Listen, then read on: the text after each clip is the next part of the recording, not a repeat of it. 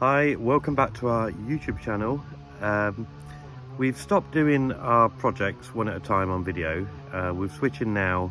We just found it a little bit too much pressure to finish projects all the time, and we haven't really finished any this year.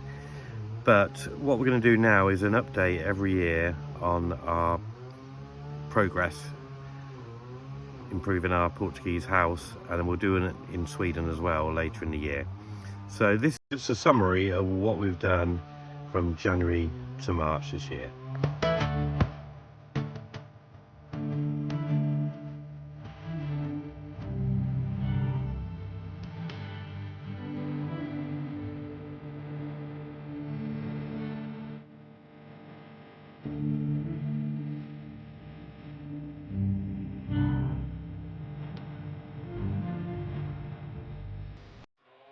Apologies for the background noise.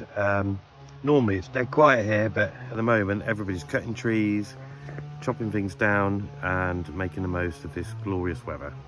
So we're just coming to the end of our 3 months this year, 2025. I'll show what we've done. It's a lot of unfinished projects, but we've made some good progress inside and outside the house. We'll start inside. Coming inside to our living room. So we did have a deadly set of stairs going up to the bedroom up there. We've now added these wooden stairs that we source the wood locally, a wood yard, apart from the trims. To be finished, we need to put a door on the front of that and turn it into a cupboard. We did acquire a log burner this year, which we're going to fit in a couple of years in the kitchen.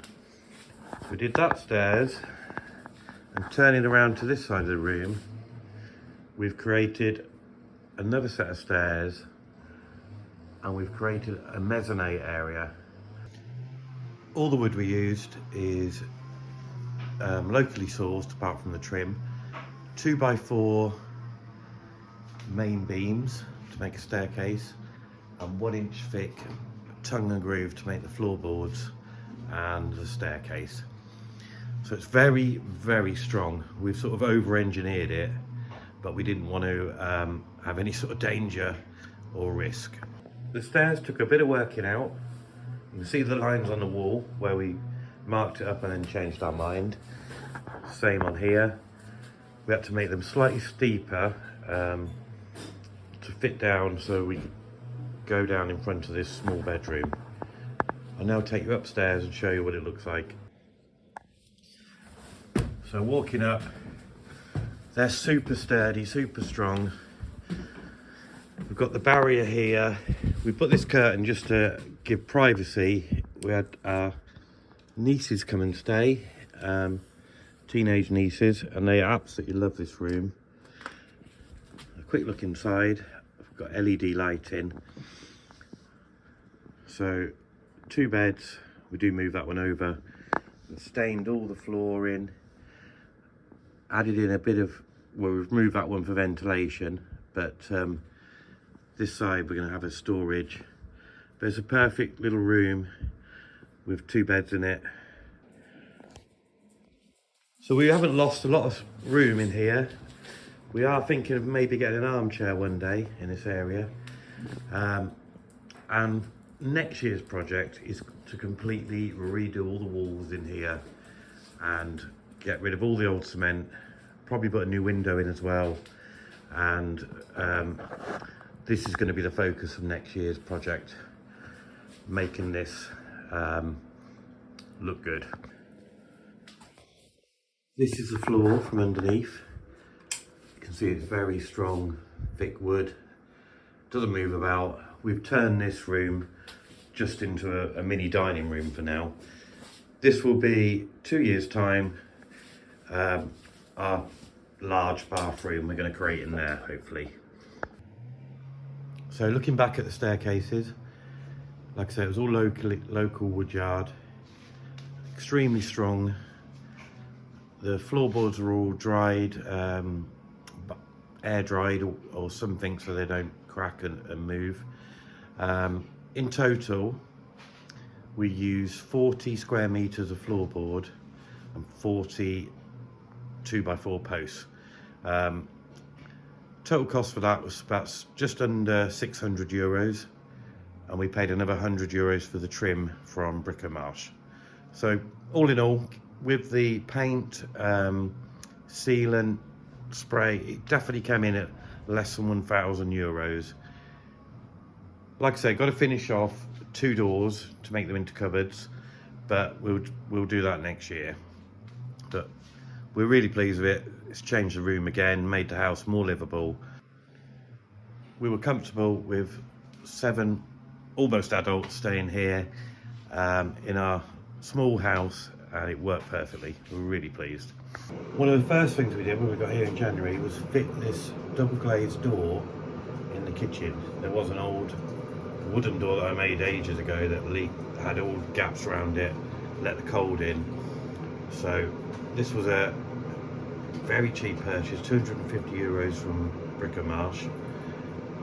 Just had to trim out a little bit of wall on one side, screwed it in, and a lovely sealed door, double glazed door, lets in loads of light into the kitchen, almost acts like a window. It's brilliant. So here's the door from the other side. Fitted it behind the old door frame. A little bit of finishing off to do there and around the edges, but changed the step with cement as well, so it's a lot safer to walk in. Oh, got the neighbours doing some trimming in the garden opposite. We've added a couple of rows of slabs. Our plan is to change transport next year from our camper van to we've got a very small micro caravan and a car.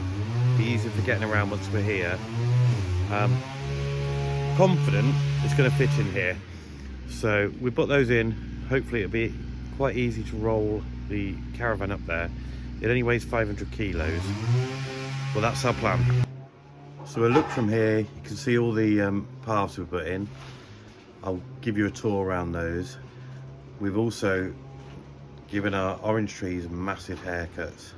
So these were great big round trees. We've topped them off, which is how you're meant to prune an orange, to let more light in and keep them lower down. But now I'll give you a little walk around the paths. Next year we plan to tile this floor on the back of our house.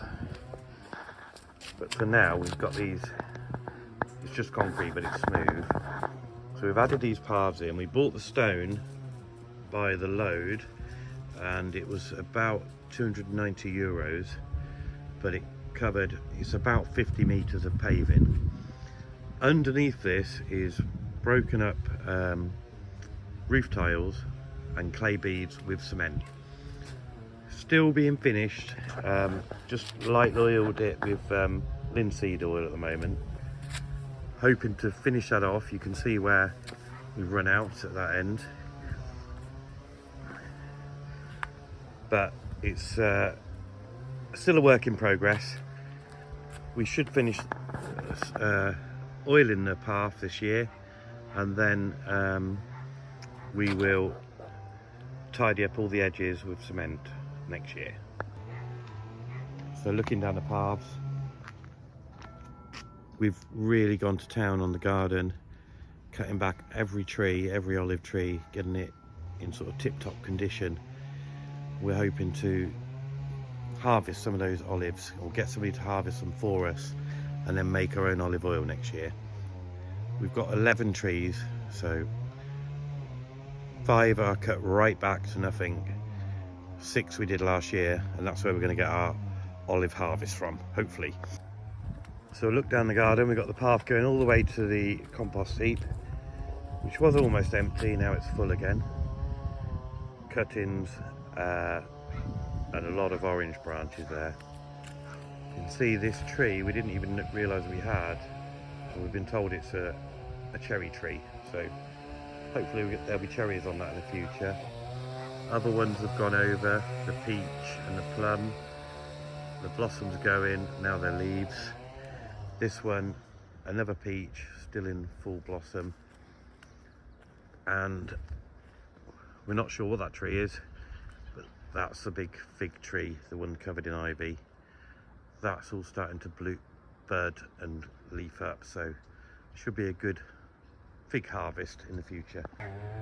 We had a lot of tiles left over from different things, so we've just kind of tiled this area up here around the fire pit just to keep it clear. The garden, we've planted potato, onion, and something else, I can't remember what else, that may well grow. Our neighbours are going to water the garden while we're away, so we may get a crop off of that in the future. But there's looking down the garden. It's another beautiful, we had a beautiful week of up to 24 degrees. It's about 8 degrees higher than average at the moment, but it's been absolutely stunning. It's been a lovely end to our stay. Yet again, we don't want to leave. We also added in a patio underneath the pergola last year, at the end of last year. That's survived and it's been brilliant. We can eat outside on there. We've got the umbrella for shade, and we've added a load of solar lights. I will do some footage of what the solar looks like tonight and add that on the end of the video. Another thing we've added this year is this outdoor barbecue, which we've used very regularly. I've added on the side little tables and edges, but the actual barbecue concrete pieces were so cheap. We got them for €129. We extended the chimney slightly. We didn't realise we could buy a chimney extension. We did that with red bricks, and the barbecue we had was a perfect fit. That was pure luck, but brilliant for cooking in. We had some excellent cookouts here. Really enjoying the great outdoors in Portugal. So another look at the orange trees. They really have been, probably over half of the branches we've cut off now. There was for some reason, more oranges than ever this year. We've literally thrown thousands away. We've given hundreds and hundreds away. We've taken hundreds and hundreds home, and we've eaten hundreds and hundreds. So the never-ending gift of oranges, every garden pretty much has them in Portugal.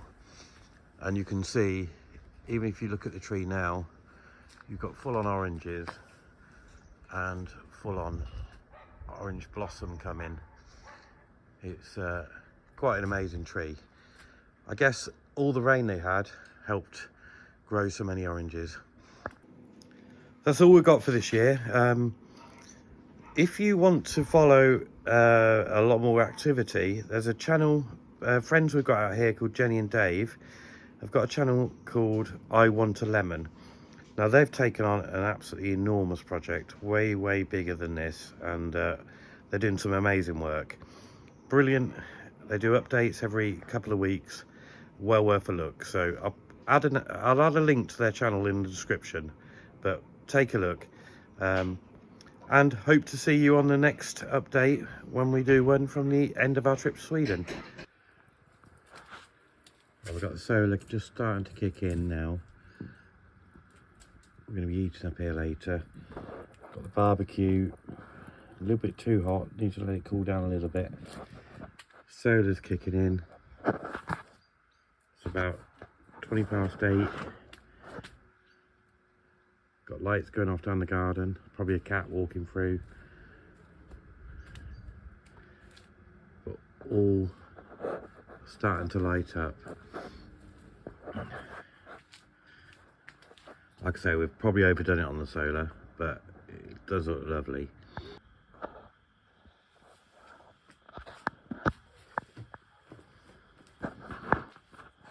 Solar all kicking off now.